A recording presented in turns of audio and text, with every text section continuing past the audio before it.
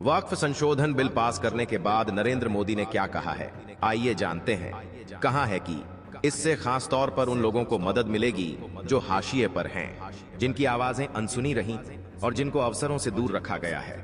यही नहीं और भी बहुत कुछ, पर ऐसा कुछ नहीं है। ये बिल सिर्फ मुस्लिमों को परेशान करने के लिए लाया गया है। जिस पार्टी का वजूद ही मुस्लिमों को परेशान करना हो, उनसे हर चीज छीन लेना, उनको हर वक्त परेशान करना हो, उस पार्टी पर भरोसा कैसे किया जाए। और इस आदमी को सिर्फ इस बार ही नहीं, बल्कि इनको ये पुरानी आदत है। इस तरह सरेआम झूठ बोलना इनकी ही नहीं, बल्कि इस पार्टी की हर मेंबर का। 2 सेकंड आप यहाँ रुके प्लीज। हमारे इस छोटे से चैनल मुस्लिम एकजुट को सब्सक्राइब कर दें। नरेंद्र मोदी इससे पहले भी ये बहुत बड़े बड़े वादे कहा था। आपको याद ही होगा, कृषि कानून, नोटबंदी, जीएसटी, कोरोना काल। बल्कि अपने अनभक्तों से ये विश्व गुरु ने तो ताली थाली तक बजवा लिया था और इनका हर मौके पर यही बात कहा था, सब हाशिए वाले लोगों का भला होगा। पर कुछ भी आज तक हुआ, बल्कि इन सब से नोटबंदी, जीएसटी, कोविड पर, इन सब पर, और लोग गरीब परेशान, काम धंधा सब बंद हुआ और देश में बेरोजगारी और बढ़ गया। और ये विश्व गुरु ने तो सभी को 15-15 लाख देने तक कह दिया था और 2 करोड़ नौकरी और न जाने क्या क्या कहा है। सोचने वाली बात है कि इस व्यक्ति को देश के बेरोजगार हिंदुओं को छोड़कर मुसलमानों की चिंता हो रही है, और इनसे कोई सवाल पूछ ले तो अगले दिन उसके घर ईडी पहुंच जाए। अब तो मुझ भी डर लग रहा है, कहीं मेरे पास भी ईडी ना भेज दे।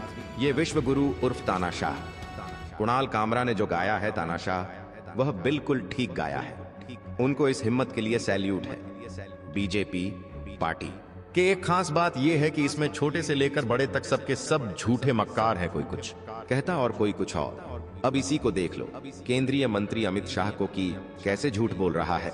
वक्फ बिल को लेकर की देश के मुसलमानों से कहना चाहता हूं कि आपके वक्फ में एक भी गैर मुस्लिम नहीं आएगा। इस कानून में ऐसा कोई प्रावधान नहीं है पहले। जबकि दूसरा इनका मंत्री किरण रिज्जू कहता है कि वक्फ बोर्ड में शिया, सुन्नी, बोहरा, पिछड़े मुसलमान, महिलाएं और विशेषज्ञ गैर मुस्लिम भी शामिल होंगे। काउंसिल में अधिकतम 4 गैर मुस्लिम सदस्य हो सकते हैं, जिनमें से 2 महिला सदस्य अनिवार्य होंगी। देखा आपने दोनों की बातें। अब कोई अनभक्त ये बताएगा इन दोनों में झूठा कौन है और सच्चा कौन है। इस बात के तो साफ है कि वक्फ बोर्ड के अंतर्गत आने वाली जमीनों को डीएम खाली करवाएगा और ये लोग खुद अपनी कार्यालय बनाएंगे और कुछ नहीं। ये सब अपनी पार्टी के लिए काम किए हैं। असल मुद्दा से हटकर बेबुनियादी मुद्दा उठाकर आप इस बारे में क्या सोचते हैं, आप हमें कमेंट करके जरूर बताएं। और हमारे YouTube चैनल मुस्लिम एकजुट को सब्सक्राइब करें और हमारे WhatsApp चैनल को भी फॉलो करें।